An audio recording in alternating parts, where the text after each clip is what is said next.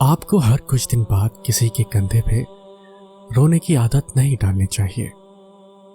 دینے والا ہاتھ لینے والے ہاتھ سے بہتر ہوتا ہے۔ ہر وقت دوسروں سے تسلی لینے کے بجائے بہتر ہے کہ ہم تسلی دینے والے بنیں۔ جب آپ سب کچھ کر کے تھک جائیں گے تب آپ صرف اللہ پر یقین کریں، اور یہی یقین آپ کی ہر مشکل کو آسان کرے گا۔ اللہ سنتا ہے، تم صرف صبر کرنا سیکھو۔ اللہ دعا قبول کرتا ہے، تم صرف مانگنا سیکھو۔ اللہ بہت کچھ دیتا ہے، تم صرف بانٹنا سیکھو۔ جو چیز تم سے لے لی گئی ہے، ایک وقت ایسا بھی آئے گا کہ اس کی یاد تمہارے دل و دماغ سے مٹا دی جائے گی، اور عنقریب اللہ تمہیں وہ چیز عطا کرے گا جس کی تمہیں توقع بھی نہیں تھی۔ ہر چیز اللہ کے ہاتھ میں ہے، اس کا بھروسہ رکھو اور مسکراتے رہو، کبھی بے سہارا نہیں رہو گے۔ تکلیف، مصیبت اور آزمائش اگر کوئی بری شے ہوتی تو اللہ کبھی اپنے انبیاء پر نہ بھیجتا۔ معجزے ہوتے ہیں، دعائیں سن لی جاتی ہیں، زخم بھر دیے جاتے ہیں، دل جوڑ دیے جاتے ہیں، کن فرما دیا جاتا ہے۔ صرف ایمان، توکل اور صبر کی بات ہے۔ صبر کا سلیقہ نہیں مجھے یا رب، میرا دل اپنی رضا میں راضی کر دے۔ صبر ایسی چیز ہے جو کسی کا بھی غرور توڑ دیتی ہے۔ ایک بات یاد رکھو، دعائیں بھی صبر مانگتی ہیں۔ ہم تکلیف کے جس مقام پر بھی ہو، ہم سے آگے ضرور کچھ لوگ ہوتے ہیں، انہیں دیکھ کر ہمیں شکر کی لاٹھی تھام لینی چاہیے تاکہ راستہ سہولت سے کٹ سکے۔ دکھ میں کبھی پچھتاوے کے آنسو مت بہاؤ، بلکہ یہ سوچو کہ تم وہ خوش نصیب ہو جس کو اللہ نے آزمائش کے قابل سمجھا۔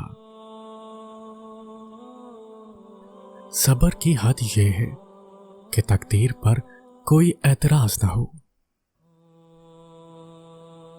ہر خاموشی انا نہیں ہوتی، کچھ خاموشیاں صبر بھی ہوتی ہیں۔ جو لوگ صبر رکھتے ہیں یا تو وہ جیت جاتے ہیں یا پھر سیکھ جاتے ہیں۔ صبر رکھو، وہ دن ضرور آئے گا جب ہر دعا قبول ہوگی۔ صبر جتنا بھی کرنا پڑے کرو، انتظار بالکل نہ کرو، کیونکہ انتظار صرف مردے کر سکتے ہیں۔ زندوں کے لیے صبر ہے، اور ویسے بھی انتظار کی صرف زحمت ہوتی ہے، جبکہ صبر کا پھل ہوتا ہے۔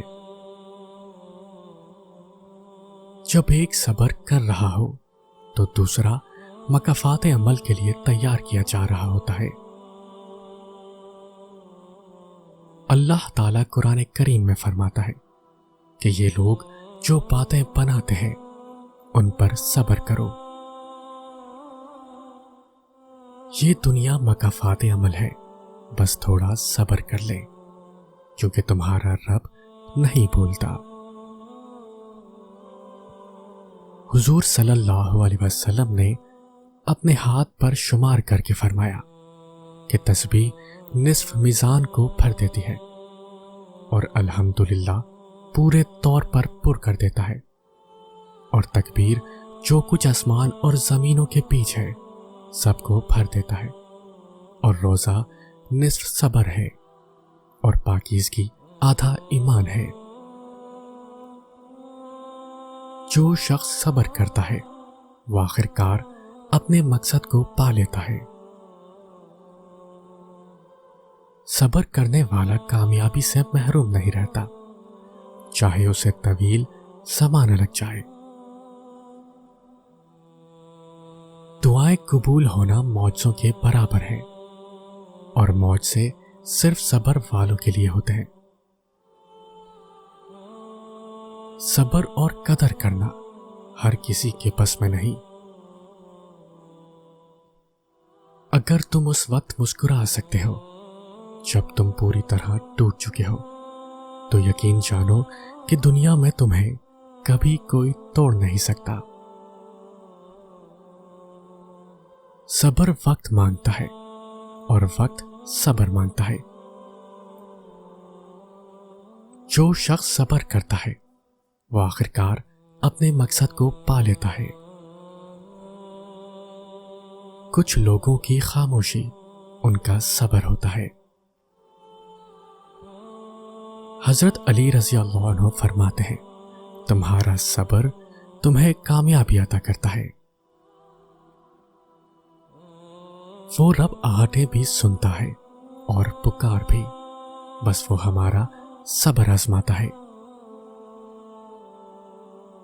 صبر رکھو، خوشیاں نہیں ٹھہری تو غم کی کیا اوقات۔ اللہ کسی کے ساتھ ناانصافی نہیں کرتا، وہ بس صبر آزماتا ہے۔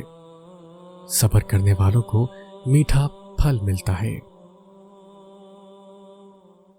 ہو سکتا ہے ہمارے رب نے ہمارے لیے سمندر لکھا ہو اور ہم ایک قطرے کے لیے ضد کر رہے ہوں، سو بہتر ہے صبر کرو۔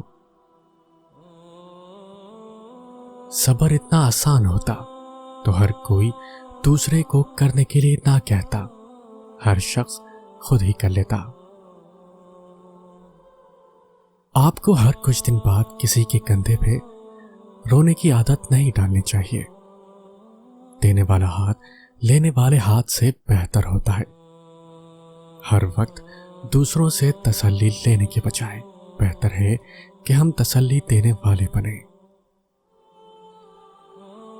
جب آپ سب کچھ کر کے تھک جائیں گے تب آپ صرف اللہ پر یقین کریں، اور یہی یقین آپ کی ہر مشکل کو آسان کرے گا۔